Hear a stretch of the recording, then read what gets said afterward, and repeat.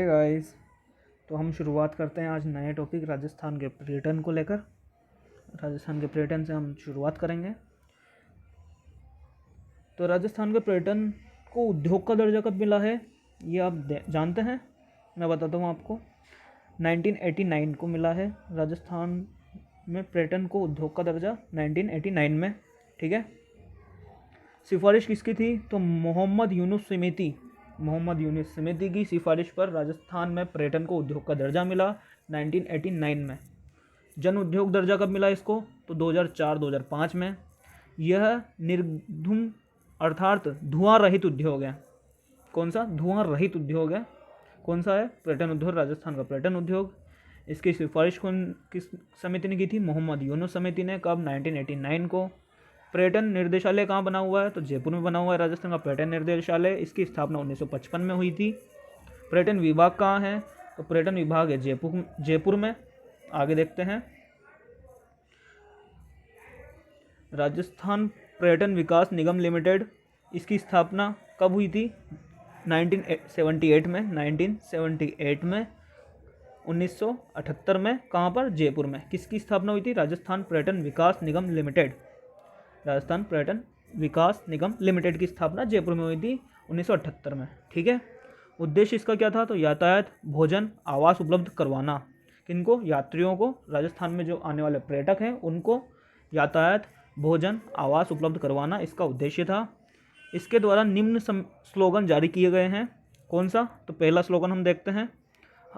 हमारा राजस्थान रंगीला राजस्थान है, इसलिए मैंने हर कलर हाइलाइटर के रूप में यूज़ किया है ज़्यादा से ज़्यादा आकर्षक बनाने के लिए। तो देखते हैं। पहला हमारा जो स्लोगन है वो ढोला मारू रखा गया था। कब? 1978 में। कब रखा गया था? 1978 में, ढोला मारू। ओके। दूसरा स्लोगन जो हमारा रखा गया वो रखा गया पधारो म्हारे देश। कब रखा गया था ये? तो ये रखा गया था 1993 में, 1993 तब रखा गया था। ललित पंवार के द्वारा दिया गया था इसको। किसके द्वारा दिया गया था? ललित पंवार के द्वारा 1993 में दिया गया था। तीसरा स्लोगन जो हमारे राजस्थान के पर्यटन विकास निगम लिमिटेड का था वो था रंगीलो राजस्थान। क्या था? रंगीलो राजस्थान। ये दिया गया था 2008 में। चौथा जो था वो था जाने क्या दिख जाए। क्या था? जाने क्या दिख जाए। ये चौथा स्लोगन था हमारे राजस्थान का जो 2016 में दिया गया था। और जो वर्तमान में है 2019 में दिया गया वो है पधारो म्हारे देश। ये वर्तमान में दिया गया है। वर्तमान में अभी भी यही है हमारे राजस्थान पर्यटन विकास निगम लिमिटेड का। क्या स्लोगन? यही है, पधारो म्हारे देश। 2019 में इसको दिया गया है। ठीक है। आगे देखते हैं पॉइंट। यहाँ तक हमारे पॉइंट सारे क्लियर होंगे। आगे का पॉइंट देखते हैं जिसमें हम बताते जा रहे हैं रोपवे को। रोपवे क्या है? रोपवे कहाँ कहाँ है? रोपवे जो एक्ट है वो कब लागू हुआ है? इन सब की हम जानकारी लेने जा रहे हैं। तो रोपवे जो एक्ट है वो 1996 में बना है। कब बना है? तो 1996 में बना है। जो राजस्थान का प्रथम रोपवे है वो कहाँ है? तो सुंधा माता जालोर, सुंधा माता मंदिर जालोर में। कब बना है ये? सबसे पहले राजस्थान का 2006 में बना है। फर्स्ट रोपवे है ये। बहुत सारे एग्जाम्स में आ चुका है इसके लिए क्वेश्चन कि फर्स्ट रोपवे राजस्थान का कब बना था? तो 2006 में बना था। और कहाँ पर है? तो सुंधा माता जालोर मंदिर, जालोर में सुंधा माता मंदिर के वहाँ पर है फर्स्ट रोपवे। द्वितीय रोपवे कहाँ है? सेकंड रोपवे है मनसापूर्ण करणी माता उदयपुर में, जो कब बना है? संचालित कब हुआ है? 2008 में। तृतीय रोपवे जो है वो बना है सावित्री माता पुष्कर अजमेर में। कहाँ पर? तो तृतीय रोपवे सावित्री माता मंदिर पुष्कर अजमेर में। संचालित कब हुआ है? तो 2016 में। चतुर्थ रोपवे है सामोद हनुमान जी का मंदिर जयपुर ग्रामीण। अब ये जयपुर हो गया है, जयपुर ग्रामीण जिले को हटा दिया गया है, इसको वापस विलय किया गया है जयपुर जिले में। जयपुर ग्रामीण नहीं रहा है अब ओनली जयपुर रहा है। तो हम इसको मिटाने का कर लेते हैं, हम इसको मिटा देते हैं। PDF में से क्लियर हो जाएगा ये लीजिए आपका जयपुर हो गया। ये मैं इसको कर देता हूँ अभी सेट। ये लीजिए। ओके। कोई डाउट? क्लियर? सब डाउट क्लियर है। ये चतुर्थ रोपवे कब बना है? 2019 में। कहाँ पर? सामोद हनुमान जी मंदिर जयपुर में। ओके। पांचवा रोपवे जो है वो अन्नपूर्णा माता जयपुर में 2023 में संचालित किया गया। ये खोले के हनुमान जी के हैं, ये खोले के हनुमान जी के हैं। जो 5वां रोपवे है ये खोले के हनुमान जी के यहाँ पे बना हुआ है, अन्नपूर्णा माता के मंदिर पे। ठीक है, आगे हम देखने जा रहे हैं शाही रेल सेवा। शाही रेल सेवा से एक क्वेश्चन रीट 2022 में मेंस वाले लेवल 1 वाले पेपर में आ चुका है, तो हम इसको देख लेते हैं। ये इम्पोर्टेंट रहेगा रीट वाले बच्चों के लिए, और नॉर्मली जीके में आते रहते हैं ये क्वेश्चन, तो उनके लिए भी इम्पोर्टेंट है ही सही। पहली हम देखने जा रहे हैं शाही रेल सेवा, तो उसमें लेंगे हम POW। इसका मतलब क्या होता है? POW का मतलब होता है पैलेस ऑन व्हील्स। इसकी शुरुआत कब की गई थी? तो शुरुआत की गई थी इसकी 1982 में। कब की गई थी? तो 1982 में शुरुआत हुई थी इसकी। पैलेस ऑन व्हील्स की सफलता को देखते हुए 2009 में, कब? 2009 में royal Rajasthan on wheels RROW की शुरुआत की गई। किसकी शुरुआत की गई? पैलेस ऑन व्हील्स को देखते हुए 2009 में रॉयल राजस्थान ऑन व्हील्स की शुरुआत की गई है। ठीक है, यहाँ तक टॉपिक क्लियर है हमारा। आगे देखते हैं हम। दूसरी हमने जो शाही रेल सेवा करी है उसको कहते हैं फेरी क्वीन। क्या कहते हैं? तो फेरी क्वीन। इसकी शुरुआत शेखावाटी की कलात्मक हवेलियों को देखने के लिए की गई है। किसकी शुरुआत की गई है? फेरी क्वीन की 2003 में। आप ईयर याद रखिएगा और क्यों की गई है शुरुआत ये याद रखिएगा। एग्जाम्स में यही क्वेश्चन बनता है कि ईयर कौन सा था और क्यों की गई थी शुरुआत। तो इसको शेखावाटी में कलात्मक हवेलियों को देखने के लिए शुरुआत की गई थी इसकी, फेरी क्वीन जो शाही रेल सेवा है इसकी। ओके, तीसरी हम देखने जा रहे हैं विलेज ऑन व्हील्स। मैंने जो बिल्कुल मेन टॉपिक वाइज जो बिल्कुल इंपॉर्टेंट चीज़ें हैं वही लिखी है। तो विलेज ऑन व्हील्स में जो अभी तक क्वेश्चन पूछा जा चुका है 1-2 बार, उसमें भी ओनली सन पूछा गया है, और जो भी इंपॉर्टेंट चीज़ें होगी वो मैंने लिख दी है, पूरी PDF लिखी हुई है, कोई दिक्कत नहीं है। ठीक है, चौथी हम देखने जा रहे हैं। तो चौथी शाही रेल सेवा है हेरिटेज ऑन व्हील्स, 2006 में चालू की गई थी। ठीक है, यहाँ तक शाही रेल सेवा का टॉपिक भी हमारा क्लियर हो चुका है। पर्यटन में हम आगे देखने जा रहे हैं। पर्यटन की दृष्टि से राज्य को 10 पर्यटन सर्किटों में बांटा गया है। ठीक है, कितने भागों में बांटा गया है? तो 10 में। ठीक है, पहला देखने जा रहे हैं ढूंढाड़ सर्किट। इसमें हम ढूंढाड़ में आमेर, सामोद, रामगढ़, आभानरी दौसा और नॉर्मल दौसा, जो दौसा जिला है उसको, और आभानरी दौसा, इन 5 जिलों 1 2 3 4 5 जगहों को लेते हैं। उसको क्या बोलते हैं? तो हम ढूंढाड़ सर्किट बोलते हैं उसको। ठीक है, शेखावाटी सर्किट में हम चूरू, सीकर, झुंझुनू, नीम का थाना जो जिला बनाया गया था उसको अब नष्ट कर दिया गया है, वो वापस सीकर में ही सम्मिलित है। तो सीकर, चूरू और झुंझुनू को हम शेखावाटी सर्किट में मानते हैं। आप ऐसा याद रख सकते हो कि शेखावाटी में कौन कौन से जिले आते हैं। तो चूरू आता है, सीकर आता है, झुंझुनू आता है। तो ऐसे हमको याद होने में सहायता रहेगी। ठीक है, आगे चलते हैं। तो तीसरा सर्किट देखते हैं अलवर सर्किट। अलवर में आता है अलवर, सिलीसेट और सरिस्का। 3 जगह है जिनको हमने सर्किट में बांटा हुआ है अलवर सर्किट में, अलवर, सिलीसेट, सरिस्का। ठीक है, चौथा हम देख रहे हैं ब्रज सर्किट में हमने भरतपुर, डीग और धौलपुर, इन 3 जगहों को हमने ब्रज सर्किट में लिया है। ठीक है, रणथंभौर सर्किट में हमने सवाई माधोपुर, टोंक और रणथंभौर इनको लिया है। जो रणथंभौर के आसपास के जिले हैं हम उनको मान सकते हैं, या फिर जो प्रसिद्ध स्थल है वो हम उनको मान सकते हैं कि रणथंभौर सर्किट में किसको लिया गया है? सवाई माधोपुर को लिया गया है, क्योंकि बिल्कुल टच है। रणथंभौर तो है ही सही, उसका टोंक बिल्कुल टच है, इसलिए लिया गया है।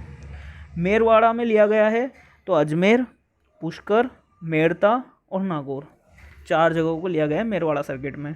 ठीक है, एक सेकंड में पेन चालू कर लेता हूँ।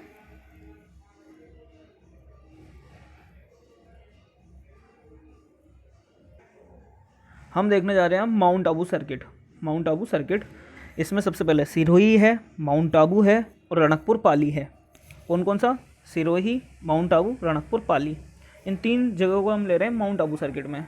ठीक है, हम 8वां सर्किट देखने जा रहे हैं जिसको मेवाड़ सर्किट बोलते हैं। इसमें उदयपुर है, जयसंबंध सलुम्बर है, नाथद्वारा राजसमंद है, डूंगरपुर है, चित्तौड़गढ़ है, कुंभलगढ़ है। तो हम 1 2 3 4 5 6 जगहों को मेवाड़ सर्किट में ले रहे हैं, जिसमें उदयपुर सबसे मुख्य है, उसके बाद जयसंबंध सलुम्बर, उसके बाद नाथद्वारा राजसमंद, फिर डूंगरपुर, चित्तौड़गढ़, कुंभलगढ़। ठीक है, नो डाउट सब क्लियर हो चुका है यहाँ तक। आगे देख रहे हैं 9वां जो हमारा सर्किट है वो मरु त्रिकोण सर्किट कहते हैं। मरु त्रिकोण के नाम से आपको वैसे भी समझ आ गया होगा कि हम किस जगह की बात करने जा रहे हैं। मरु त्रिकोण अर्थात मरुस्थल की बात हम कर रहे हैं।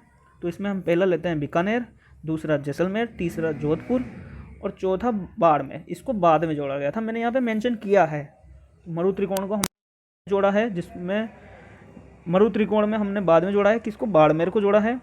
तो हम 4 याद रखेंगे इसमें मरु त्रिकोण में, बीकानेर, बाड़मेर, जैसलमेर, जोधपुर, जिसमें मरु में किसको जोड़ा गया है बाद में, तो बाड़मेर को जोड़ा गया है। ठीक है, यहाँ तक टॉपिक क्लियर है अपना।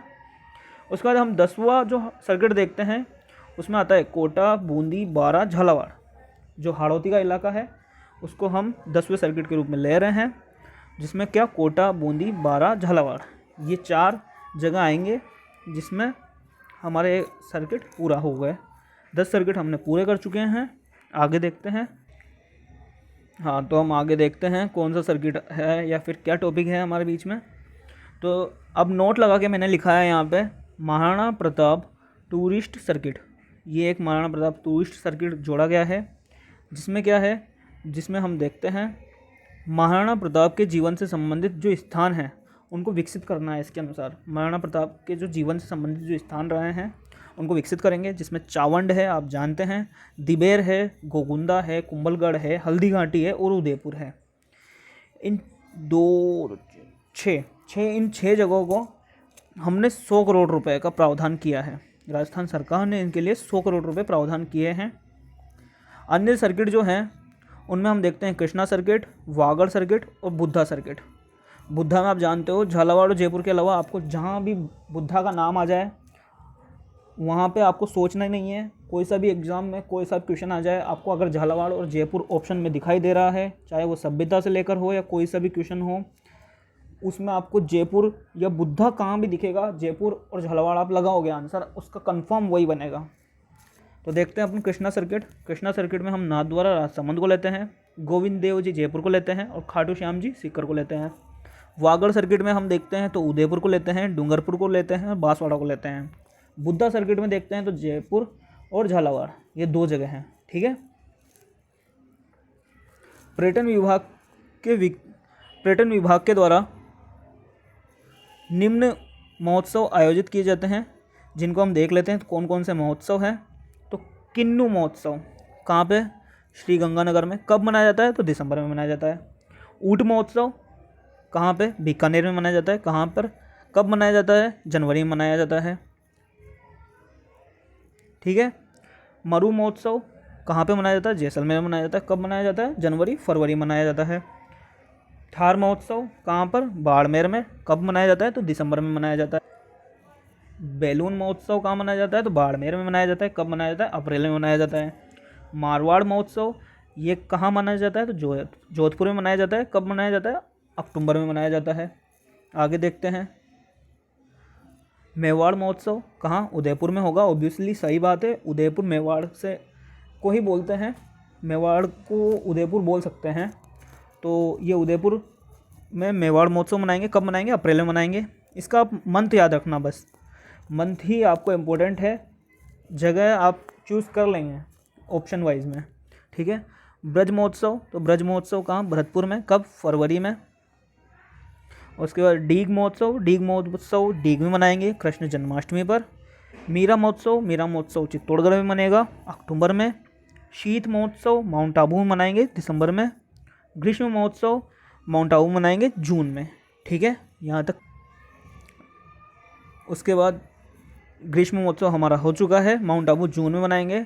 शेखावाटी महोत्सव शेखावाटी क्षेत्र मार्च में मनाएंगे।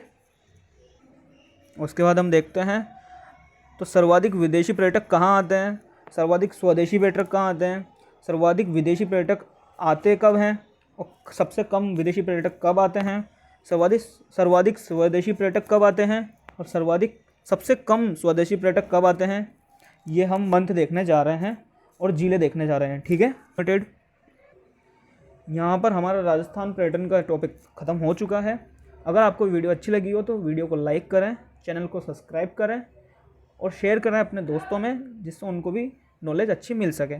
Thank you.